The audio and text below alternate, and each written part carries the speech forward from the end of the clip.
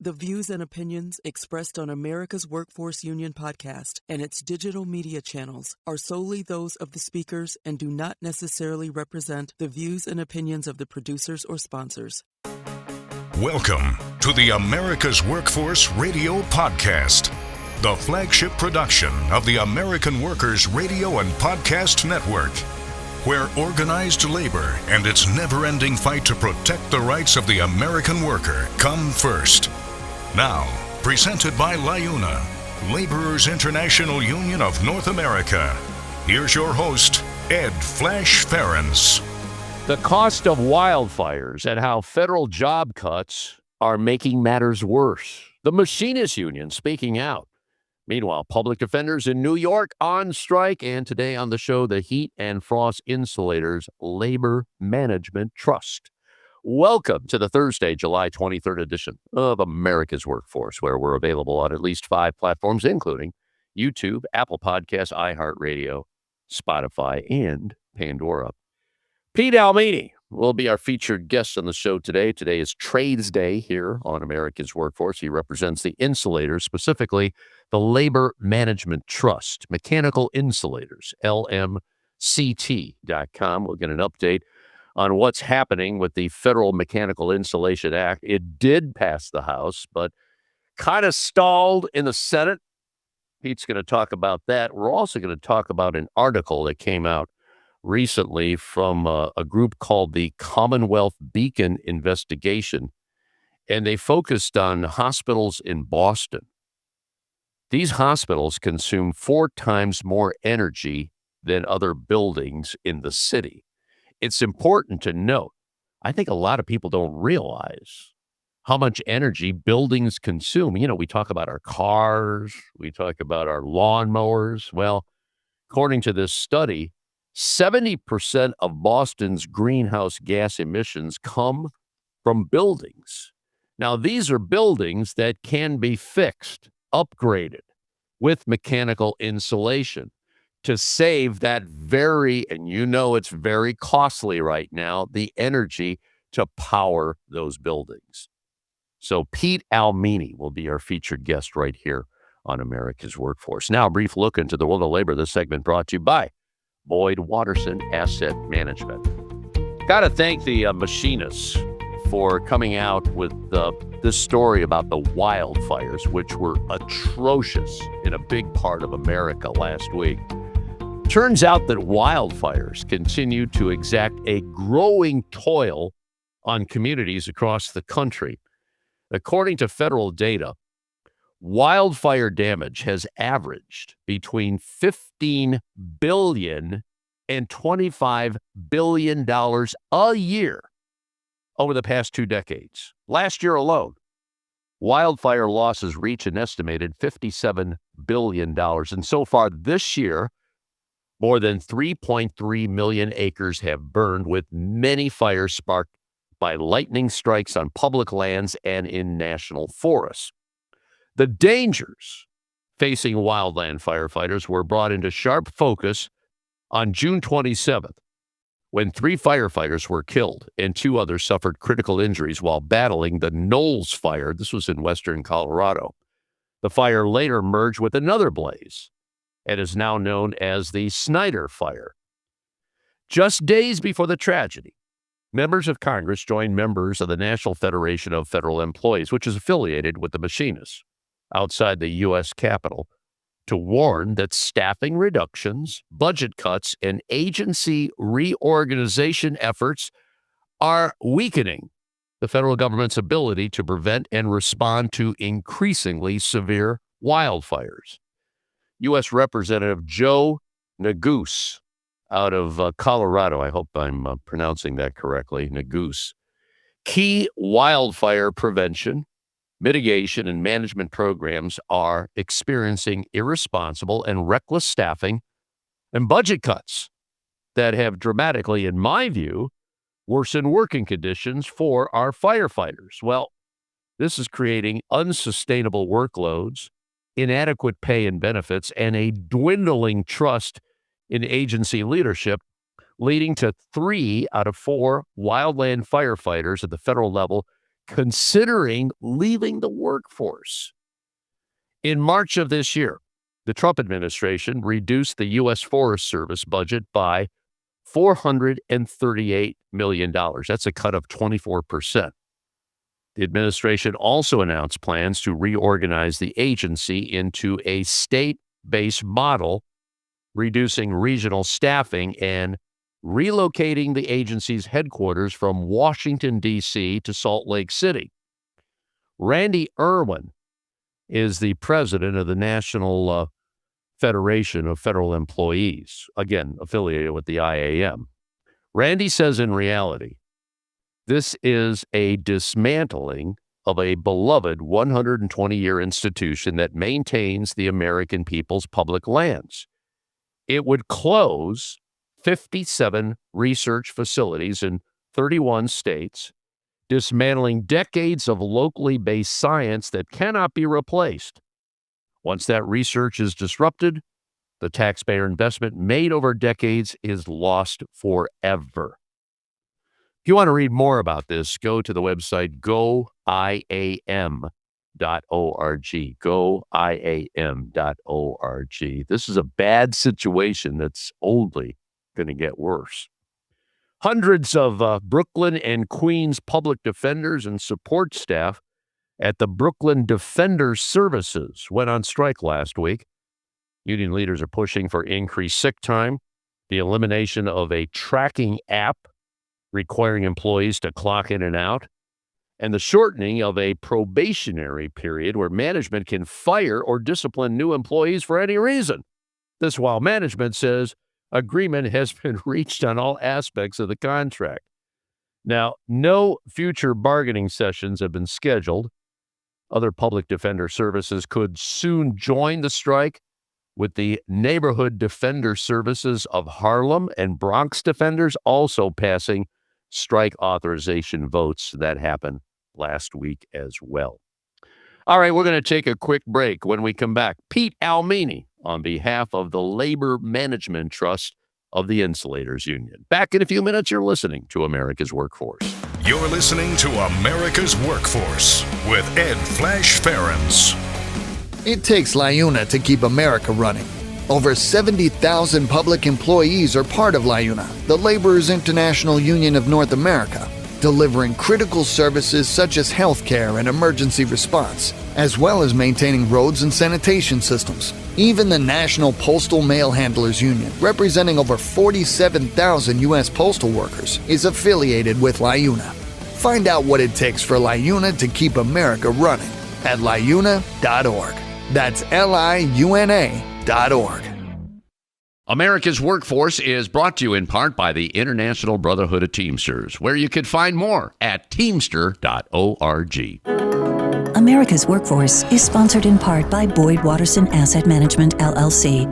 Find out more about our investment solutions tailored to meet the needs of Taft-Hartley funds at boydwatterson.com. There is unity and strength for workers. We are the USW. We are the USW. The United Steelworkers. The largest industrial union in North America. We represent 850,000 members in the U.S., Canada, and the Caribbean. We work in metals, rubber, chemicals, paper, oil refining, atomic energy, and the service sector.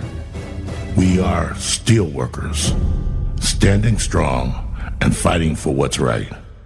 America's Workforce is brought to you in part by the International Federation of Professional and Technical Engineers. You can find more at ifpte.org.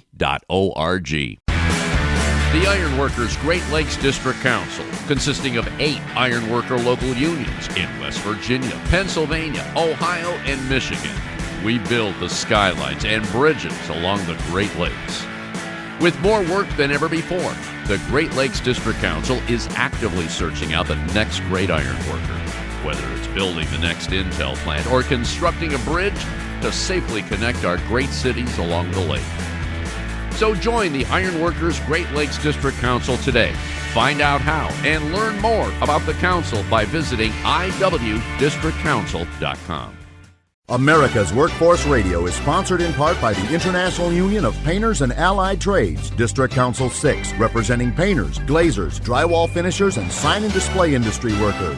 They remind you that belonging to a union is your right as an American. Now, back to America's Workforce. Here's Ed Flash Ferens.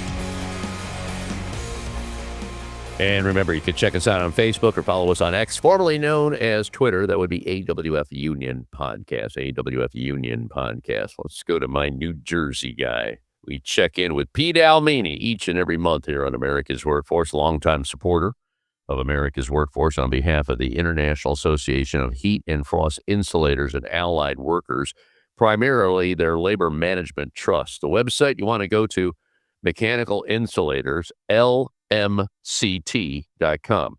Mechanical Insulators, LMCT.com. If you go there, you're going to read a real interesting story, which we're going to talk about on the show, about a recent report on Boston hospitals consuming a lot of energy. Well, you know what? They don't have to do that if they use mechanical insulation. Speaking of which, hey, Pete, welcome back. How's my New Jersey guy doing right now? Hey, how you doing? Hey, did you get some of that wildfire smoke over there last week in Jersey? Absolutely. We were inundated with smoke. It was kind of hazy. It affected the weather. In fact, I was flying into Newark Airport from a conference I attended, and as we were about to land, about I'm going to say 10 minutes from the airport, we smelled something burning in the airplane. And I don't want to alarm anybody around me by saying that, but it was wood burning I smelled, and it wasn't electrical, so I wasn't concerned it was about the plane. And I really didn't know what was going on until the following day when I realized that we were inundated with smoke. But it wasn't until I got in the airplane we smelled it when we came into Newark. It was pretty heavy. Yeah, it was very heavy. My wife couldn't even go outside. She's asthmatic. And then when I went outside, I have no problem breathing. That day I did. Last Thursday I did. I had to use the N95 mask, which a lot of folks in the media were saying, if you're going to go outside, use it. Friday was a little bit better. But yeah, you know, these things, it's scary times. Well, I want to get into that article, but first and foremost, every month we get an update here on the Federal Mechanical Insulation Act. It did pass the House. But, well, you know, it takes a while to get things done in Washington. Anything that you can inform us on as far as the progress of that piece of legislation, Pete? Yes, like you said, it passed in the House, and we're working on the Senate side, and we had the bill introduced. Once every 2 weeks for the past several months, we're knocking on doors on the Senate side and trying to convince senators both sides of the aisle to help support this bill. It really is a no-brainer. I've gotten support. I've had business managers from all over the country help support, and they sent letters as the constituents to their senators. We've had contractors write in as well. Again, offering the commerce support from their respective areas. We've had contractor associations. We've had NAP2 weigh in on this, and it's just hard to get support from these senators. And I realize there's more important things that are going on in Washington right now, and I fully respect that. But gosh, I just wish they can take some time on a no-brainer legislation and just bang it out and get it done. Yeah. And the concern is getting it done before the end of the year. This is the 119th Congress, and it's going to end in the end of this calendar year.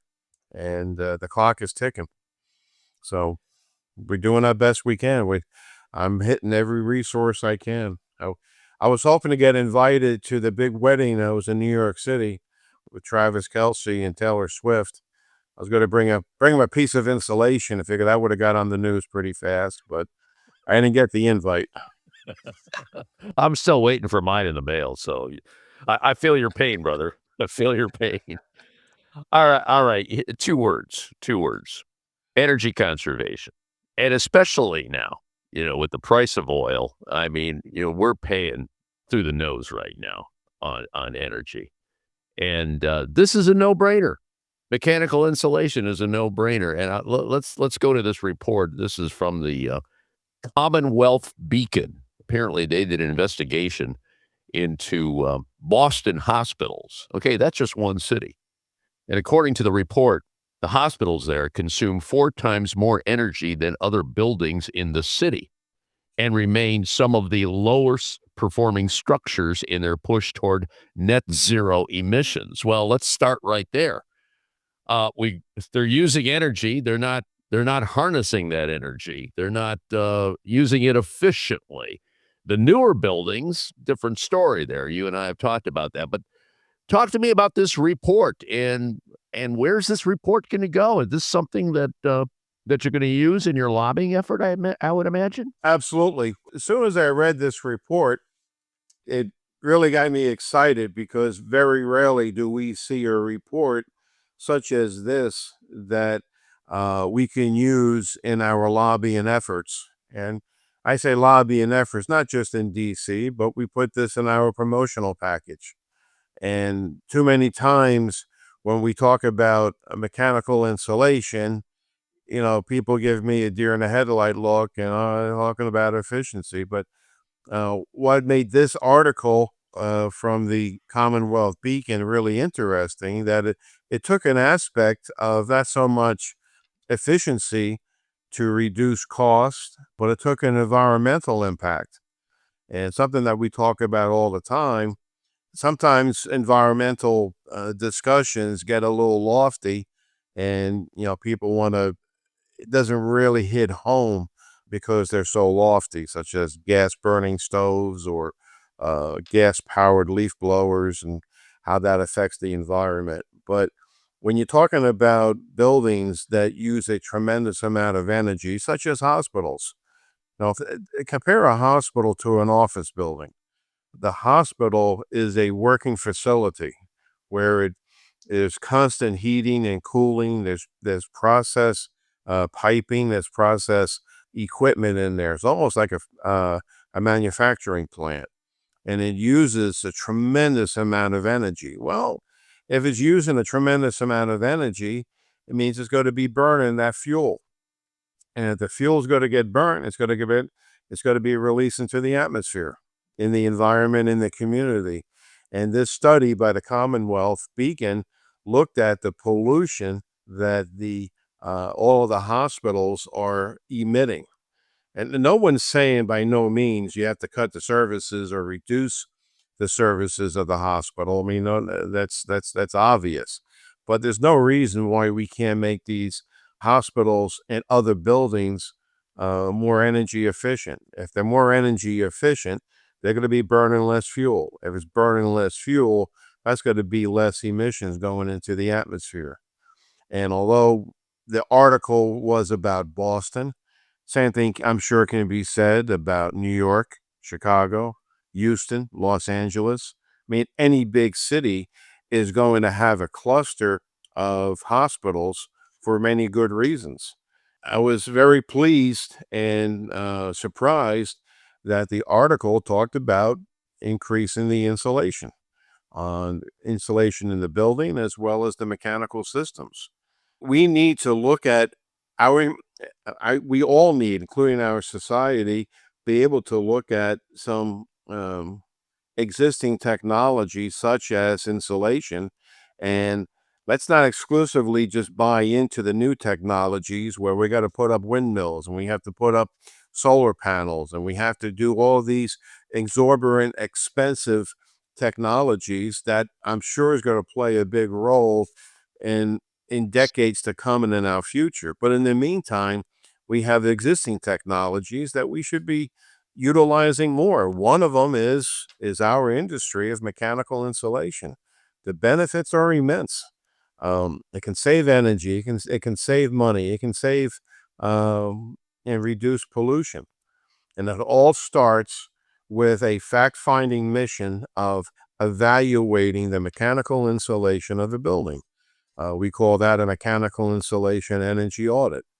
Let's get the facts of these buildings. I don't expect anyone to believe me or anybody else on the importance of mechanical insulation, but let's get a scientific engineered report in front of the people that maintain these buildings. And I'm sure once they see it, there's a lot can be done to improve the efficiency of our buildings throughout this country. Pete, is that happening right now? Are we getting those reports completed? Yes. In fact, in Boston alone, the insulation local 6, spearheaded by Jeff Saliba, the business manager. When this article came out, I quickly shared it with him. I was happy to hear that we have highly trained members of our organization in every hospital in Boston, and they are increasing that work. The Boston area is understanding the value of mechanical insulation, thankfully, because of the efforts of Local 6, what they're making in the Boston area. And we do have workers in each hospital in the great city of Boston. So we are making headway. Yeah. No, that's just one example in one city. You know what? Well, let's hold that thought, Pete, because there's more to the story. And I want to get into the Hale Building at Brigham and Women's Hospital. This is a 650,000 square foot clinical tower that opened about 10 years ago. And this is a facility, because of what you just said, mechanical insulation being applied, it uses less than half the energy of the clinical building that it replaced. That's a great story. We'll talk more with Pete. Pete Ielmini, on behalf of the Heat and Frost Insulators Labor Management Trust, Mechanical Insulators, LMCT.com for more information. Back in a few minutes, you're listening to America's Workforce. You're listening to America's Workforce with Ed Flash Ferens. It takes LiUNA to build North America's infrastructure. From roads and bridges to schools and skyscrapers, the men and women of LiUNA, the Laborers International Union of North America, build the projects we depend on. From constructing the Freedom Tower on the site of the former World Trade Center to untangling Washington, D.C.'s congested interstate, LiUNA members do the work that matters. Find out what it takes to be built by LiUNA at liuna.org. That's liuna.org. America's Workforce is brought to you in part by the Iron Workers. You can find more at ironworkers.org. This segment of the show is brought to you by the Brotherhood of Maintenance of Way Employees Division of the International Brotherhood of Teamsters. For more information, please visit bmwe.org. Founded in 1887, the Brotherhood of Maintenance of Way Employees Division of the International Brotherhood of Teamsters represents the employees responsible for tirelessly constructing and maintaining the national rail system in America. For more than a century, the Brotherhood of Maintenance of Way Employees has proven they have what it takes to protect its members and meet the ever-changing challenges of the rail industry. Today, the BMWED continues to fight for job security, fair wages, better benefits, and safer, more modern work environments. For more information, please visit bmwe.org. America's Workforce is brought to you in part by the Communication Workers of America. You can find more at cwa-union.org. America's Workforce is brought to you in part by the United Steelworkers. You can find more at usw.org. Blue Cross and Blue Shield companies formed out of a need to provide affordable health care to teachers, to loggers, and miners. Back in 1965, the Blues developed the National Labor Office to strengthen its commitment to organized labor. Blue Cross Blue Shield's National Labor Office remains focused on America's workers, advocating for affordable and equitable health care, partnering with strategic alliances to provide industry-leading products and services, and proudly serving more than 18 million unionized workers, retirees, and their families, all working hard for America's working families, for the health of America. You can learn more by following them at Blue Labor on LinkedIn and X, formerly known as Twitter. America's Workforce is presented by the Laborers International Union of North America. Feel the power right now at liuna.org. Now, back to America's Workforce. Here's Ed Flash Ferens. And remember, you can check us out on at least 5 platforms. That includes YouTube, Apple Podcasts, iHeartRadio, Spotify, and Pandora. And when you get an opportunity, here's what you do. Just sign up and receive our shows on a regular basis and give us a rating. Always appreciate those 5-star ratings, so please keep them coming. Our featured guest today, it's Trades Day here on America's Workforce. We check in each and every month with Pete Ielmini. Pete is the executive director of the Labor Management Trust of the Insulators, Mechanical Insulators, LMCT.com. If you go to that website, you can read the story about what happened in Boston, where Boston hospitals, and it's not just the hospitals, there's a lot of buildings that consume a lot of energy, that could be cut way down, if mechanical insulation is installed. Okay, talk to me about the Hale Building at Brigham and Women's Hospital. This is a good example. And you know, the new construction, I mean, they get it. They get it. You know, new construction is definitely more energy efficient than, buildings done, 20, 30, 40 years ago. But specifically, talk to me about this project. Well, you're exactly right. The buildings that are being built today and being designed today integrate energy efficiency within that building throughout. How the heating system operates, how it transfers steam throughout that building, as well as the air conditioning.